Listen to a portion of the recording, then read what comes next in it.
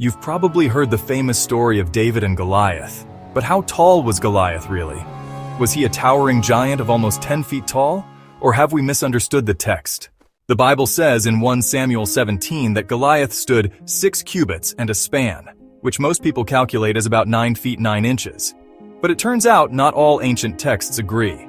The Greek Septuagint, the Dead Sea Scrolls, and even the Jewish historian Josephus record Goliath's height as 4 cubits and a span. That's about 6 feet 9 inches. Still very tall, but not the towering monster we often imagine. So why the difference? Many scholars believe the shorter height is actually the original reading. Over time, as the story was copied and retold, it's possible that later scribes exaggerated Goliath's height to make David's victory seem even more miraculous. And think about it.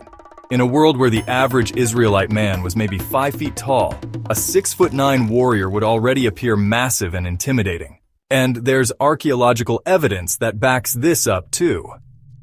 In ancient Philistine territory, where Goliath was from, some skeletons suggest they may have been genetically larger than the neighboring Israelites, but not inhuman giants. The Philistines may have had taller warriors, but nothing on the scale of comic book giants. But what about King Og of Bashan? Deuteronomy says his bed was over 13 feet long. Surely that proves he was a giant too, right? Well, not so fast. The text mentions the size of his bed, not the size of his body. Ancient kings often used oversized beds as symbols of power or status. Much like how today someone might buy the biggest luxury car not because they need the space, but to show off their wealth and importance.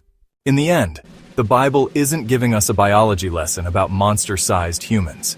Whether Goliath was nearly 7 feet or close to 10 feet, the point of the story is the same. No matter how big the obstacle, faith in God can overcome it. David's victory wasn't about size. It was about trust, courage, and the power of God to deliver us.